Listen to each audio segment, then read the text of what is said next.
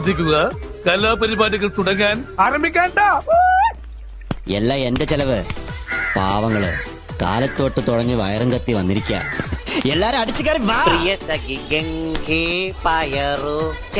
ഞങ്ങൾ ബംഗാസ്കോട സാധാ കൃഷി കുടുംബ. ഇവരെ ഞാൻ എവിടെയോ എന്റെ തോന്നലാവാം.